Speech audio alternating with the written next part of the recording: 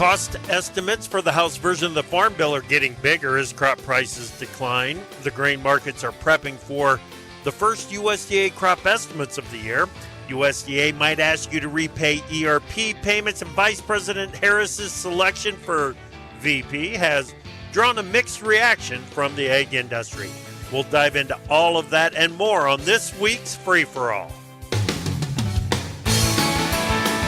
Live from a series of undisclosed locations via Farm Journal Studios, this is AgriTalk.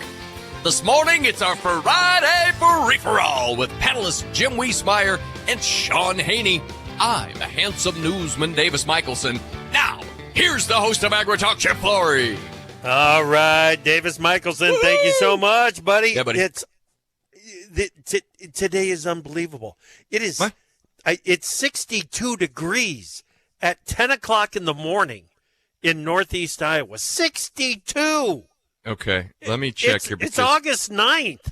I've got a reading on my computer that I don't trust. Let me check the phone. 66 degrees here in the Constantinople of the Midwest. Wow. Wow. When did that happen?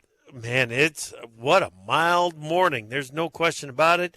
Now, the temperatures are going to warm up as we get into next week, and by the time we get to crop tour in the week of the 19th, it's going to be back to normal and maybe even a little bit above normal.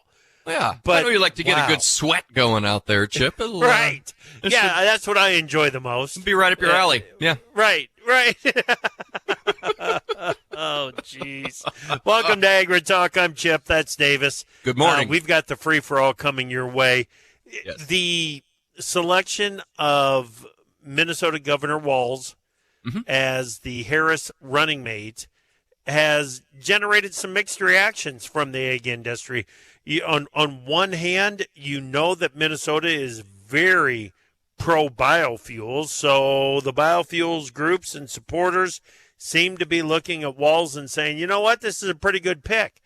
But there's also those that remember a comment that Walz made back in 2017 that once you get outside the cities, rural Minnesota is rocks and cows. And isn't it the land of 10,000 lakes? That's what I thought. There should be a recognition of all the lakes too. I thought it was rocks, cows, trees, and walleye. See, the list is incomplete, if you ask me.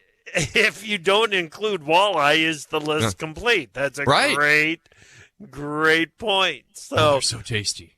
Oh, they are. Anyway, we will be talking to Jim Wiesemeyer, get his reaction there. I'd love to hear Haney's reaction to it as well. And then we've got a lot of ground that we're going to cover today on the show. Okay, man, let's get started with the news. What have you got? Well, I'll begin with the weather. The National Weather Service outlook calls for dangerous flooding and severe weather to continue as Debbie accelerates through the mid-Atlantic and Northeast today. Below average temperatures persist across the northern to central plains, upper to mid-Mississippi Valley. Above average temperatures continue across the west into the south, but with less record highs compared to previous days. Elevated fire weather conditions and poor air quality continue across the Great Basin. Yeah, Debbie is really creating some havoc out on the East Coast, and it's not done. It's going to make its way all the way to Canada before this is done. Yeah. Well, and talk to me about the smoke just a little bit. I'm not kidding around here, but have you noticed, has it gotten better or worse in your estimation because of this hurricane?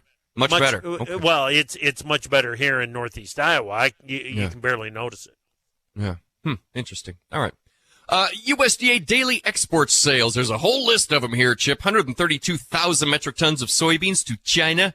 100,000 metric tons of soybean cake and meal to Colombia. 212,000 metric tons of soybeans for delivery to unknown destinations.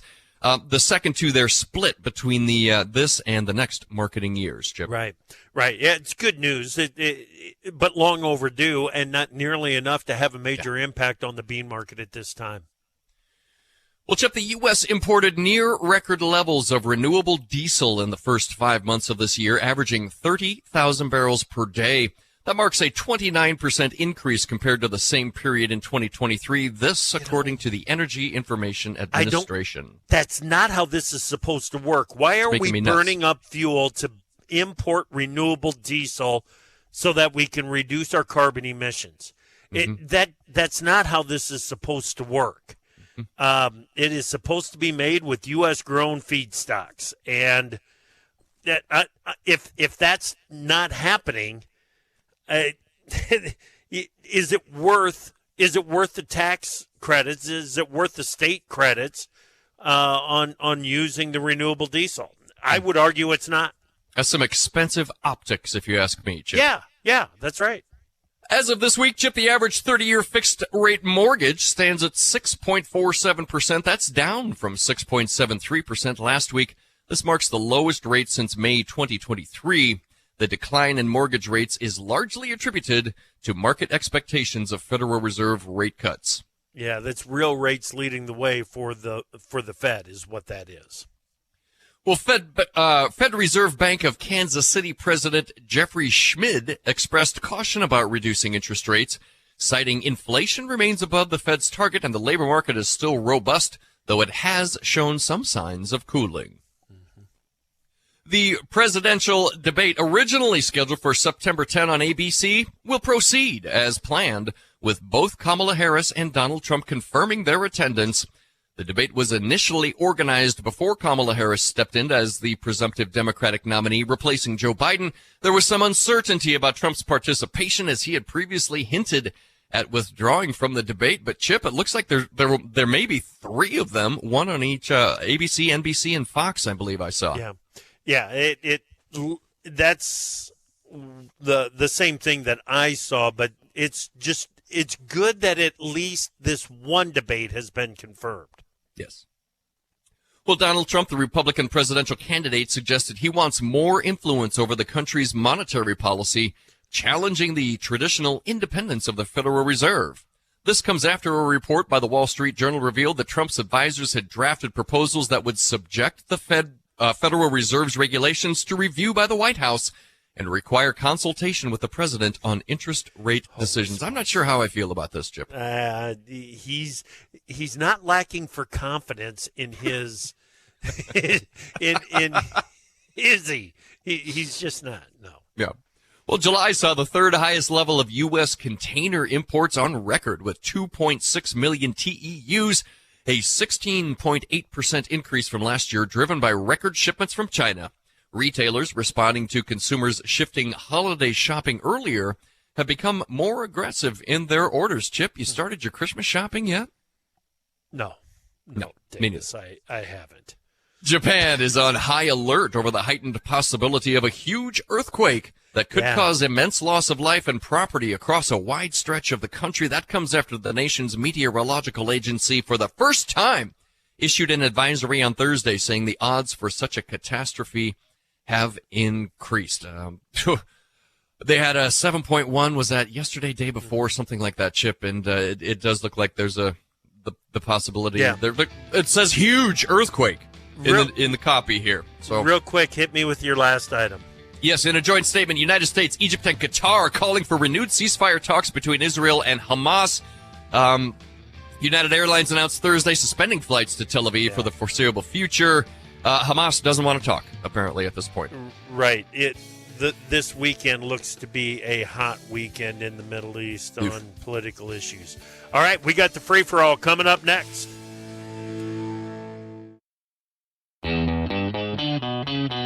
Knowledge is power. We're here to charge your batteries. AgriTalk.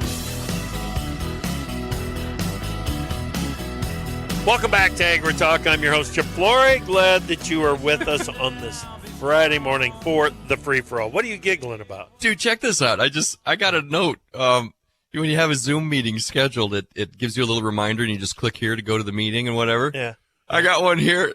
For some reason, it just popped up just now while we were in the break. 11:15 a.m. Tuesday, May 7, 2024. Apparently, I have a Zoom meeting scheduled with Clinton Griffiths.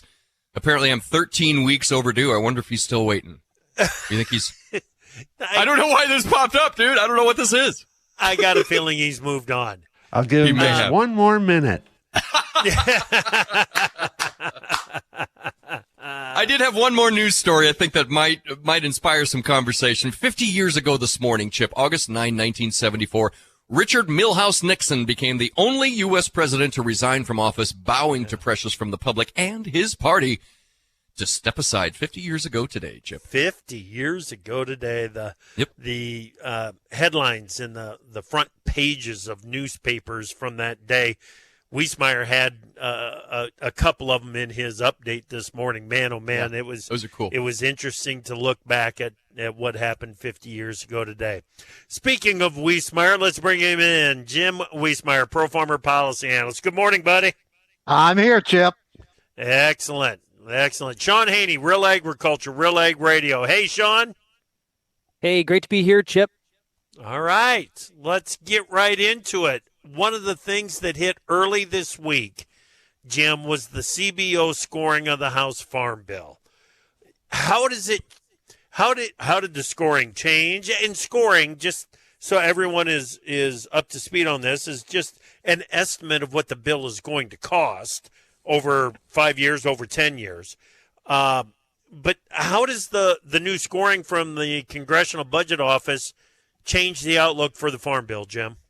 Well, it gave the naysayers to the House bill even more ammo because of what? The $33 billion it will add to the government deficit. But it just, showed that the CBO, how they scored the CCC Charter Act, is the key element there, Chip. They're not getting the score that they want, and also on the food stamps thing. I don't think it moved the needle other than something's going to happen.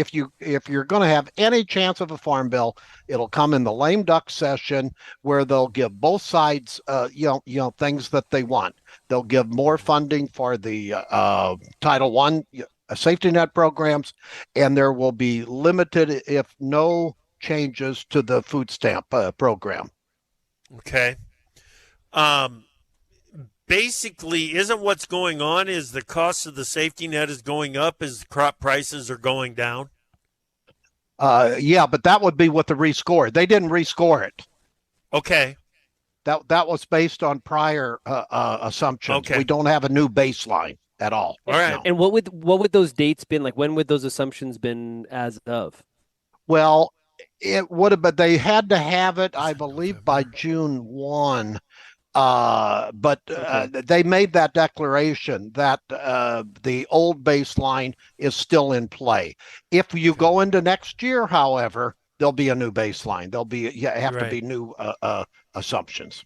Yeah, Okay. the farmer-friendly bill, not necessarily financially friendly, if you're especially on their fiscal hawk side, right?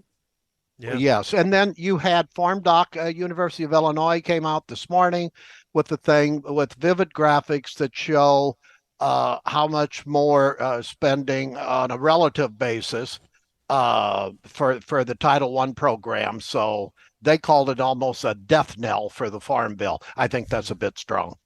Okay. All right. Senate Ag Committee Chairwoman Stabenow blamed the GOP for the stalled Farm Bill progress. This is what she said. This year, we're stuck because of an increased sense of partisanship and a desire by Republicans to really, really play politics with food. Where's your bill, Madam Right. Chairwoman? You cannot compromise with the two versions until you have bill text. Why is she not putting out her bill text? Let CBO score that one, and I think there'll be some interesting analysis. And as far as getting political, it gets into this equity. I think the key topic, if these in the presidential debate, if they ever get there, will be the Democrats favor equity, which means redistribution from those who have, from those who do not have. And that's what Stabenow is kind of signaling. She favors food stamps, conservation spending, etc. Right. Yeah, like I don't know how the even if we say, hey, yeah, the Republicans have been partisan, I think both sides have been extremely partisan, but let's just go with what she says. How did that prevent her from getting out her text? Like they stole her pencil, the Republicans stole her typewriter. Like what do those two things have to do with each other? She's being partisan by the statements that she's making this week on this. They're hiding. They're hiding stuff. That's all it is. She needs to be transparent. And I continue to hear that the Republicans want less spending on the SNAP program, on the nutrition title. Is it true that the actual dollar amount would be going down from the 2018 bill? Or is it just less of an increase than what the Democrats are looking for? The latter, less of an increase. Yeah. Well, and the challenge is you've got more and more Americans, based on the economic conditions, you've got more and more Americans needing access to food stamps and the SNAP program. You've got the other side of the equation. You've got farmers dealing with, a much weaker financial environment in agriculture.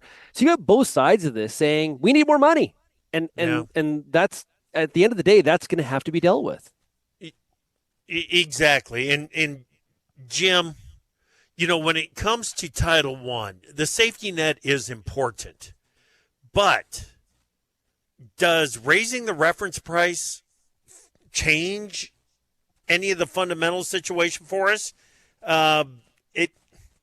There are people out there with a long history of dealing with farm policy that are saying, let's invest it in market development. Let's invest it in biofuels. Let's invest it in things that will help us dig out of what feels like a recession in the ag economy, rather than providing the short-term fix, the Band-Aid of a safety net. What are your thoughts? Well, it should be seen as a transition to doing the things that you just said, because the problem now is cash flow concerns at the farmer level. So you really need that increase in the safety net program and transition to hopefully better platform for new generation of income, the biofuels area, etc. But I think you have to have both. Right. Chip, right. I'm on board with you. I support that transition. The problem is that I'm not sure we have the political will to do so. And for too long, we have judged a politician's support of agriculture by, helping with these kinds of financial support programs instead of we just have huge hesitation to changing our terms of reference into where we should be putting the dollars. And if your time horizon is incredibly short, then you're going to support the current system that we have. And the idea that putting those money to long-term investments in terms of market development and things like that, it's lost on people because it doesn't pay the bills tomorrow. Right. And that's why the transition is so hard. Yeah, it is. It is. The Farmer Forum that we had this week, guys, Tim Burak and Frank Howie, I thought it was a really great conversation. But Tim just flat out said, listen, the ag economy is in a recession. Do you think that's the case, Jim? If it isn't, it's close to being there. Yeah. Because I'm seeing with my emails and speeches, I hear a lot of pain going on out there. Yeah, well, Haney. Hey, an indication is Iowa farm values dropping. The land values, 2.5%? That's a right. I think that's a significant indication, or at least should be a bit of a shot across the bow for a lot of people. Now, is it a disaster? No, but this is one of those environments that does weed out the weak ones, so to speak. We're getting pulled into it.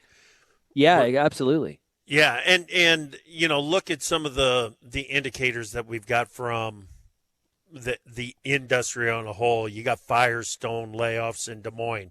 You got John Deere layoffs. You've got Kinsey layoffs. There's others out there that the companies with a long history of providing product into the ag industry are showing the stress, and that stress is being advertised in those layoffs. Okay, we're going to continue the conversation. Jim Wiesemeyer, Shaun, Haney, Davis Michelson. Presidential polls. Harris is gaining. What's it mean for this fall? We'll discuss next. Time for Markets Now with the experts from ProFarmer. Joining us now, ProFarmer editor Brian Grady. Beej, it looks and feels like the grains are in a holding pattern in front of Monday's reports. Is that right? Yeah, it appears so, Chip. Seeing a little bit of price strength in the wheat market, and wheat's been the only leader to the upside here, and the U.S. dollar index is a little bit weaker. Crude oil futures are a little bit firmer, and so outside markets are helping to provide a little bit of incentive there for covering short positions, along with cuts to the French wheat crop, which looks like it'll be the lowest in 40 plus years, but just a little bit of buyer interest there. The corn market remains an anchor. We had a new contract low in December corn futures earlier this morning at 394, and just no conviction to buy or cover shorts in that market. And then soybeans, we had daily sales to China and unknown destinations this morning, and we're trading all of a penny higher. Yeah, just not getting a lot of boost from that news. Take us to livestock trade. We've got some nice gains going in the cattle complex. Yeah, moderate to strong gains in live cattle and feeders. So we started out the week with that, all the concerns with the macroeconomics and that liquidation plunge. And we've been trying to claw back since then. And looks like we should close out the week with some pretty solid gains today, but still down for the week. And so still trying to recover from Monday's just absolute hammering there. And then on the hog side of things, kind of a mixed tone. August futures are trading a little bit to the downside, but we are seeing some strength in some of the deferred contracts. So mixed action to close out the week there. Excellent. Thank you, Brian. Have a good weekend. ProFarmer editor Brian Grady on Markets Now. Opinions expressed on AgriTalk do not necessarily reflect the views of Farm Journal Broadcasting, affiliate stations, or sponsors. The chickens have come home to roost. Find out whose fence they're perched on today on AgriTalk. Welcome back to AgriTalk and the free-for-all. We've got ProFarmer policy analyst Jim Wiesemeyer, Shaun Haney, Real Agriculture, Real Ag Radio, Davis Michelson, and me. Okay, Jim, break it down for us. Vice President Harris has selected Minnesota Governor Tim Walz as her running mate. What's the reaction out there in the farm community? Well, in the farm community, again, based on my talks with farmers from Minnesota, my emails, etc., there's a rather negative tone on him as far as agriculture is concerned. One of the things you mentioned, some of his statements, but a key one is I had a top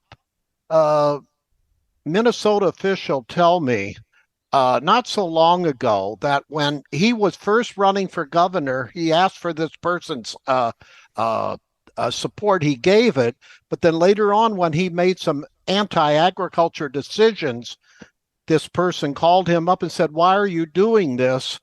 And Walz reportedly said, "I don't need the ag vote any longer." Right. That means he had the suburban and urban vote in Minneapolis, St. Paul. Right. Yeah. That doesn't go down well. Right. Yeah, And he was born in Nebraska, West Point, Nebraska. And it's kind of I've gotten some messages from Nebraskans. A couple of them are saying, yeah, you know what, we'll lay claim, but the majority are saying, I don't know if he represents the Nebraska style or not. So I'm getting mixed reviews out of Nebraska, too. Well, he got increasingly more liberal, if not progressive, after he left his 12 years in Congress and went to be governor. That's clear. He really is a progressive, and that's why the push to have Harris select him was made by Bernie Sanders, AOC, and that ilk.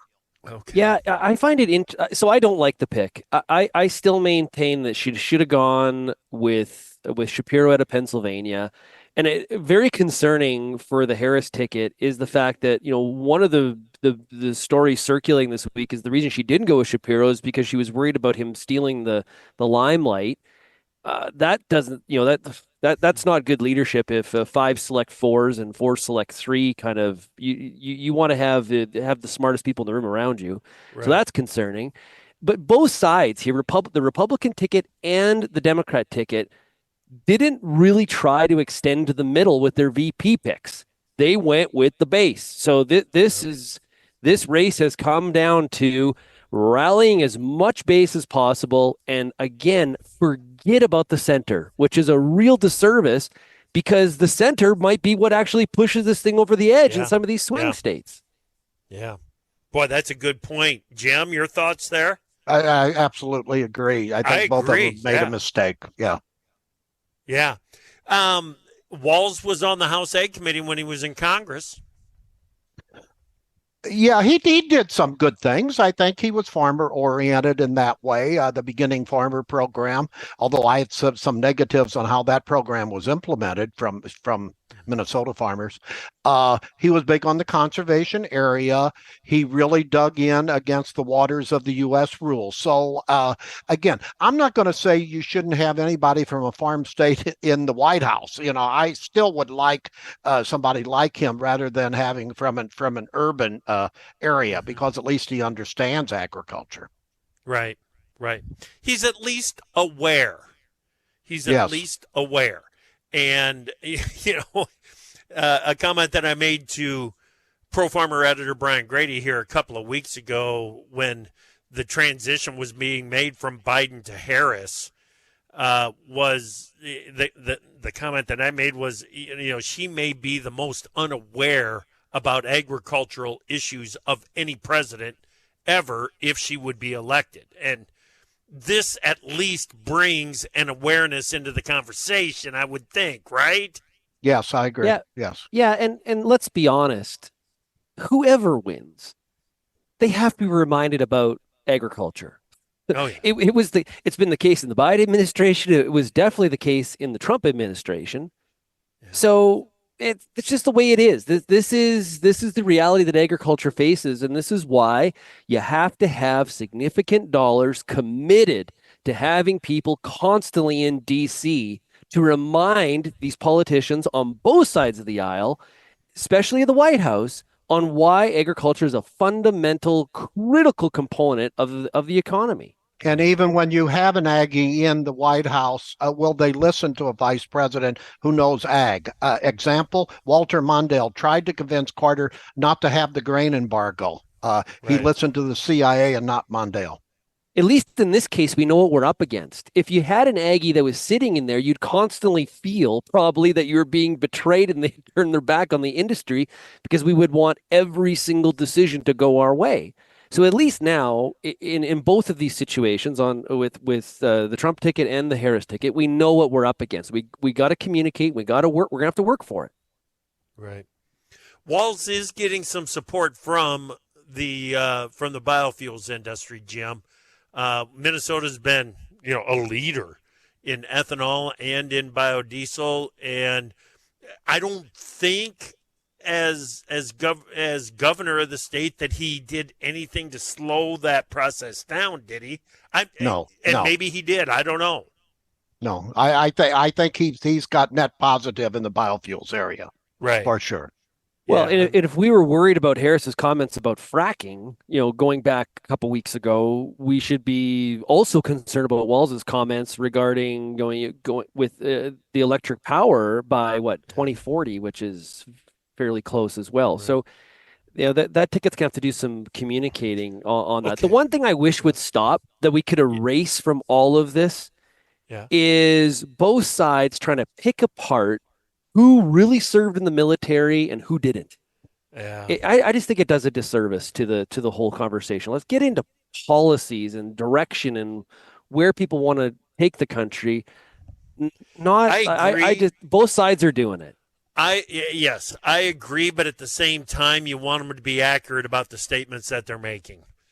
about their own military service. That is, but we've got the Democrats picking advance because he was in public relations in Iraq. Right. And not that he's made other claims otherwise, but the people picking apart that. We got Trump making comments about military service when he didn't go to Vietnam because of bone spurs. Like let's just stop. Yeah. I just think it's not helpful. Okay. That's all. Yeah, good point.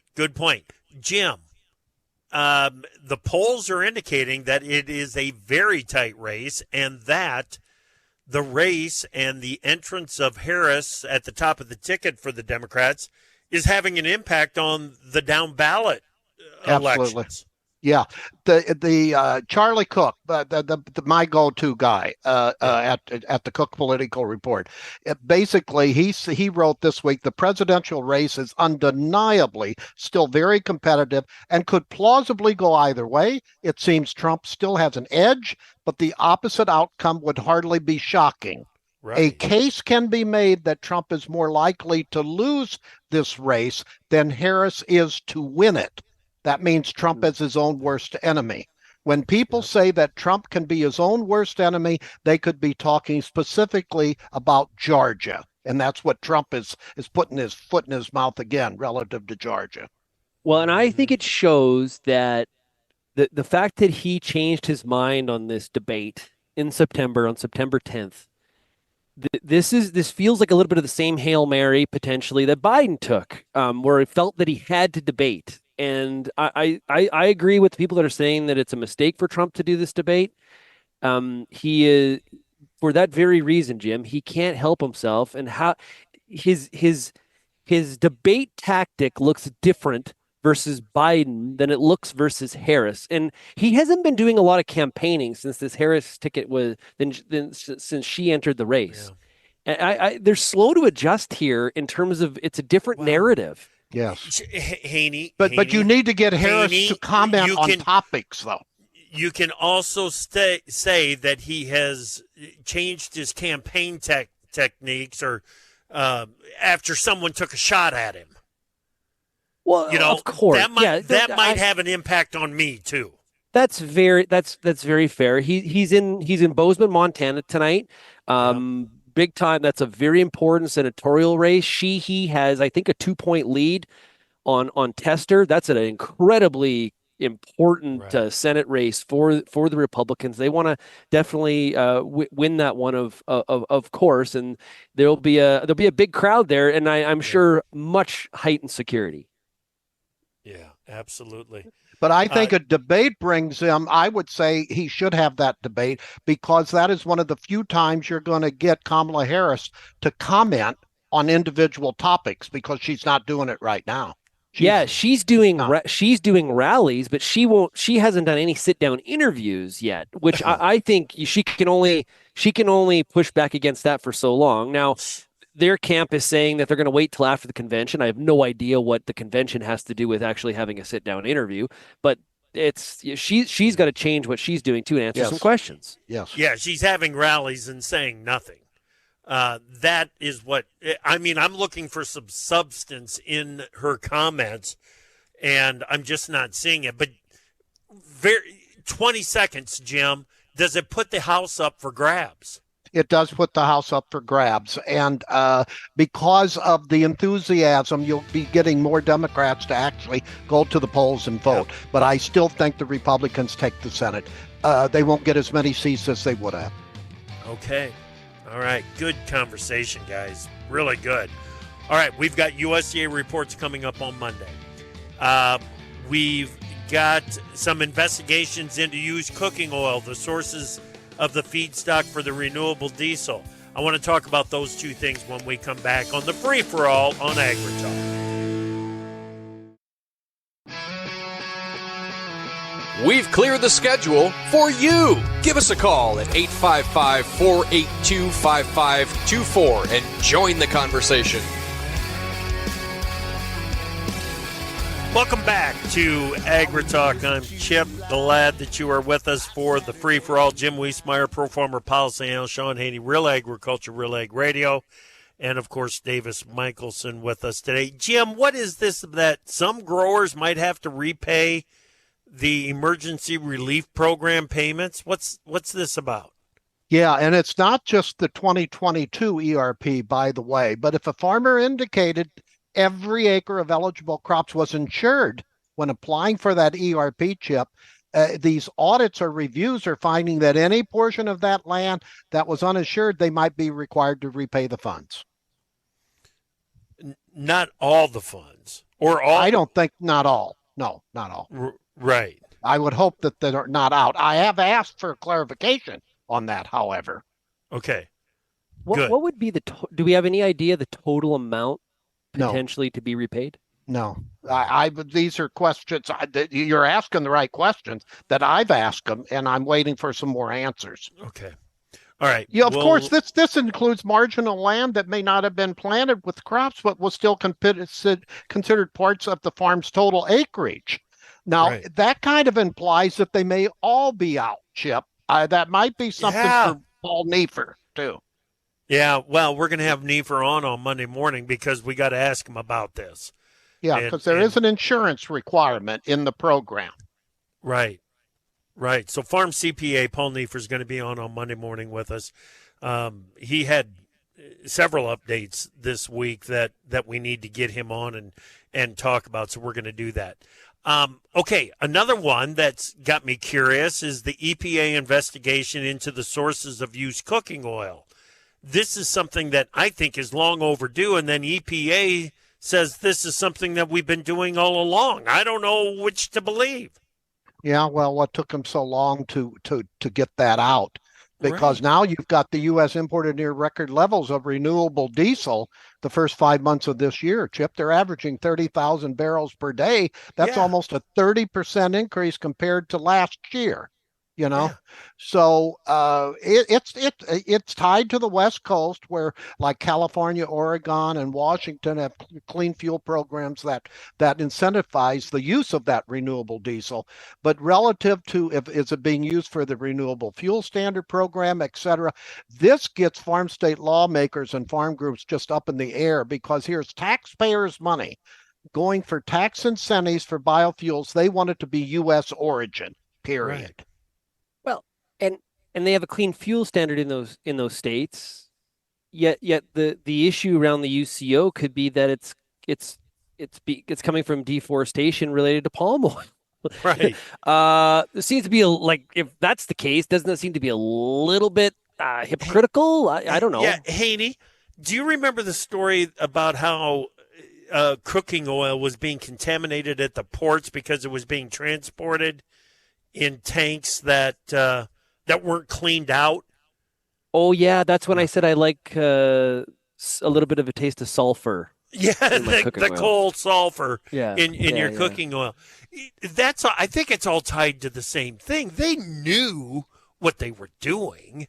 They knew that they didn't have to preserve the quality of that palm oil as it was arriving, because they were going to move it from one boat to another and ship it over here and get the tax credits. And how many months has it been since the EU has stopped that product coming from China, and then you saw the increase coming from China into the U.S.? To the U.S.